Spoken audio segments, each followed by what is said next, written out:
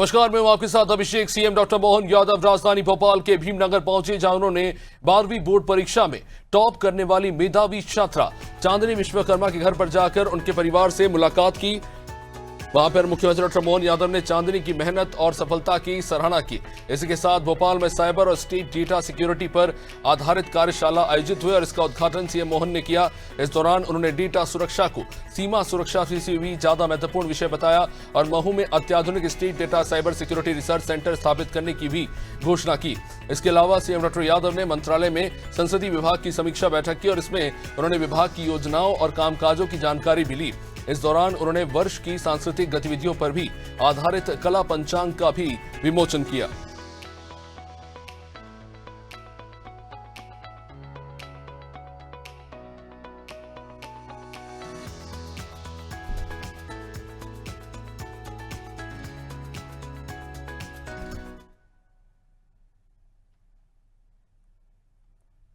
मुख्यमंत्री डॉक्टर मोहन यादव आज राजधानी भोपाल के भीमनगर पहुंचे, जहां उन्होंने 12वीं बोर्ड परीक्षा में टॉप करने वाले मेधावी छात्रा चांदनी विश्वकर्मा के घर जाकर उनके परिवार वालों से मुलाकात की। सीएम ने चांदनी की सफलता की सराहना करते हुए कहा कि गरीबी के बावजूद मेहनत से उन्होंने बड़ी उपलब्धियां हासिल की जा सकती हैं, उन्होंने कहा। और इसी दौरान उन्होंने भीमनगर में विकसित भारत संकल्प अभियान के तहत लोगों से सीधा संवाद किया।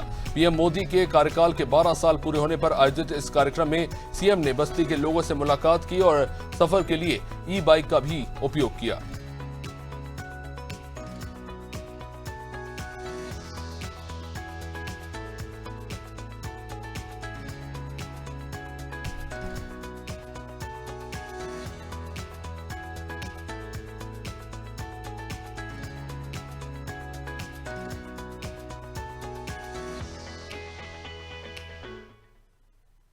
ऐसी हमारी 494 ऐसे में से चांदनी विश्वकर्मा के घर में आज संपर्क करने हैं, उनके परिवार से मिलने आया हूँ। गरीबी कठिनाई भले ही हो, लेकिन हौसले की बुलंदी से हर मंजिल आसान होती है। हमारे राज्य के अंदर बेटी ने अपनी बलबूते पर एक बड़ी मुकाम तक अपनी पहचान बनाई। मैं अपनी ओर से उनको बधाई देता हूँ और जो वो कल्पना करे, जहाँ तक उनको जाना चाहे, हमारी सबकी दुआ है, सरकार की योजना है, बहुत आगे बढ़े। इनके पापा भी मेरे साथ है। मैं नरेंद्र मोदी जी के सफलतम 12 वर्ष के पूरे होने के अवसर पर भीमनगर भोपाल भगवान दास जी सपनानी विधायक जी के कार्य क्षेत्र में आया हूँ। यहाँ के जिला अध्यक्ष रविंद्र यति जी और हमारे यहाँ के पार्षद आर.के. सिंह बघेल जी और हम सब ने मिलकर ये संपर्क अभियान पूरा किया। इस अवसर पर अंदर आने के लिए ईवी स्कूटर लेकर के अंदर आना पड़ा और अच्छा भी लगा। ईवी चलाने से न केवल पेट्रोल डीजल की बचत होती है, बल्कि भविष्य में कई प्रकार से और हमारे खर्चे बचाने का अच्छा माध्यम है। मेरी अपनी ओर से बधाई।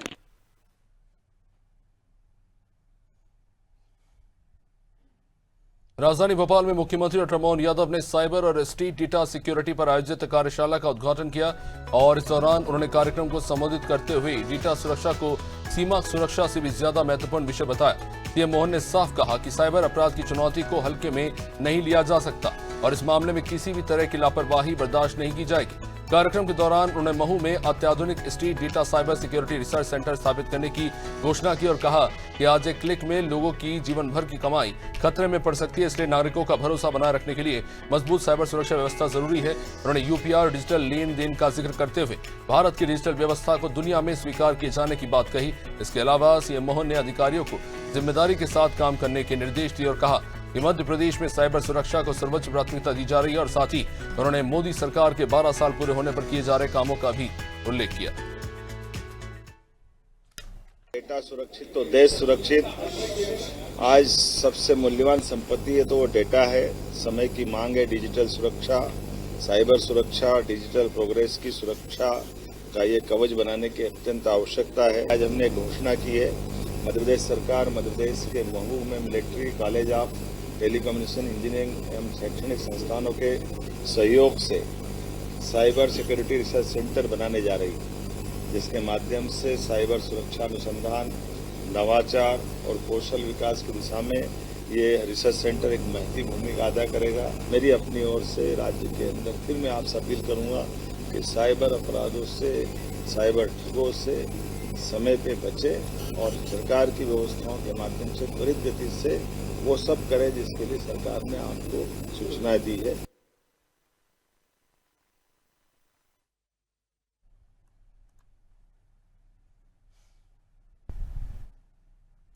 मुख्यमंत्री डॉक्टर मोहन यादव ने मंत्रालय में संस्कृति विभाग की समीक्षा बैठक की, जिसमें उन्होंने विभाग की योजनाओं को और कामकाजों की जानकारी ली और इस दौरान उन्होंने अधिकारियों को भी निर्देश दिए। आपको बता दें, उन्होंने डॉक्टर यादव ने वर्ष की सांस्कृतिक गतिविधियों पर आधारित कला पंचांग का भी विमोचन किया और इस मौके पर संस्कृति विभाग के राज्य मंत्री धर्मेंद्र लोधी समेत विभाग के सभी वरिष्ठ अधिकारी मौजूद रहे।